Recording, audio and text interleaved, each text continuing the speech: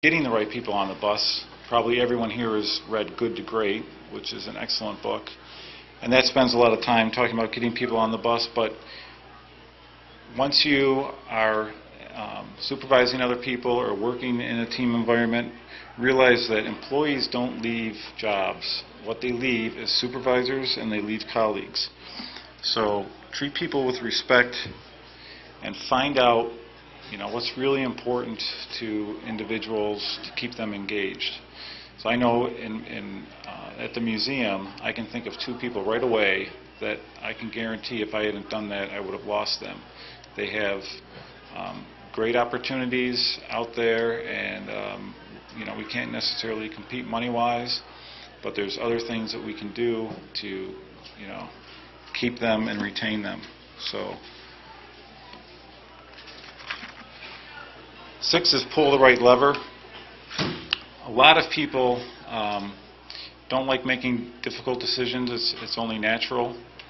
You got to get the big decisions right, and the small ones will take care of themselves. We've had at Allegheny Arc, we had to make some tough decisions about staff, and invariably when you make that decision, other things seem to work out, and no one goes back and says, gee, I wish I would have waited another 6 months before making that decision. What they'll say is, we should have done that 6 months ago. So find out, what the bottleneck is, what the true cause of an issue is, and address it immediately as soon as you can, and you'll find out that the other peripheral issues will largely go away. You've probably heard the next one. You can't change what you don't measure. But a lot of times it's true that if you're in an organization and there's many competing ideas, and what you need to do is use your statistics in the right way to prove your point. I can remember at Allegheny Arc, I had a board that I would talk to about different financial ratios, and I could tell they just weren't getting it. They didn't, they don't have a financial background. They didn't. I could tell some of the ratios were a little complex for them, and they didn't see the interrelations. So I went to an auditing firm that had created what they called an A score, which is like a Z score, and used that A score to drive home the points I was trying to make with them. So we put through all our data, and the A score simply was a 0 to 100 score, interpreted, something that was easier to understand and that people, really couldn't take issue with. And when we did that, the score came out to be 65. So right then they started to understand some of the points I was trying to make with them. And the A score is largely a balance sheet score. It's not something you can change overnight. It requires a lot of work. So over the period of 5 years, every year I'd bring back that A score and report on that and show where we needed to improve. And by the time I left, our score was 90, and we were in much better financial health. I don't think I ever would have gotten there if I hadn't started using the A score to convince them of the direction that I wanted to take them.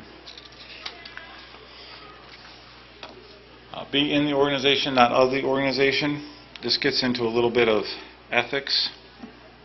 I like that going through the business center today and online, they use the term growth, not greed.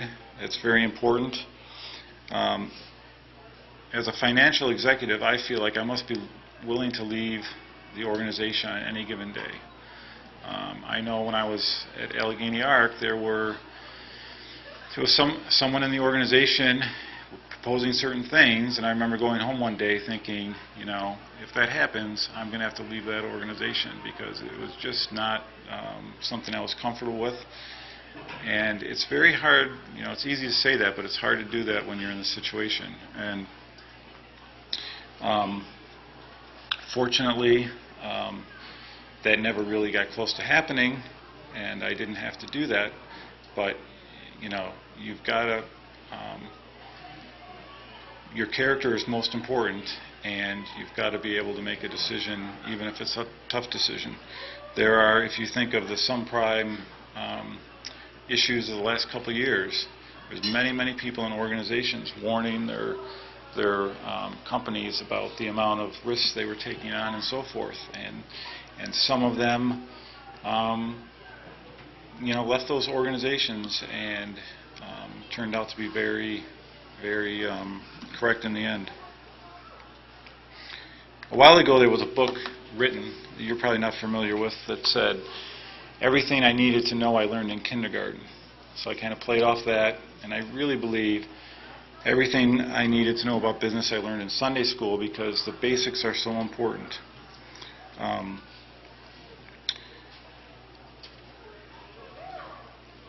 Find a set of standards. I use IMA. I've joined the Institute for Management Accountants in conjunction with my CMA. They have an ethics statement. I printed out that ethics statement and put it on my wall at work, and I use that. Every month I'll review that and use that as my guide. Ethics and character, are really important now. When you're out there and you're in an interview process, one thing that is going to benefit you is you can say you went to Houghton College, and even if they're not all that familiar with Houghton College, you can share with them, Houghton College is a Templeton Foundation character building college. That's an important aspect of it. I mean, just everything that Houghton stands for is exactly what people are looking for, and sometimes they don't even know it. So, second one is a colleague is not a confidant. When you're in an organization, nobody should know who you like, whose ideas you like, who you might not care for, who you do care for. Especially the higher up you go, when you're in a position of leadership and you're leading teams, you have to be very careful to make sure that you're fair to everybody, and at the same time, don't confuse networking with friendships. You have to keep things on a certain professional level. There's a study out that says the average adult has only 1.5 people that they can truly confide in, and a lot of people just retain those important friendships. I have probably a dozen people, and I've known them over 20 years, that when it comes to important decisions in my life, those are the people I can go to and confide in. A lot of people get that confused, and in the workplace it always it usually creates issues for you. The last one here is support Christ-centered missions. I wish in my 20 years I would have had a more consistent priorities than I have. Even at the end of the day, when I worked for some great nonprofits and working with some wonderful missions and helping people with developmental disabled individuals and their family, at the end of the day, those missions are important, but they're not the ultimate mission. So whatever you do out in the workforce, make sure you stay active in working with some Christ-centered missions, and that's pretty much the top 10 list. Any questions?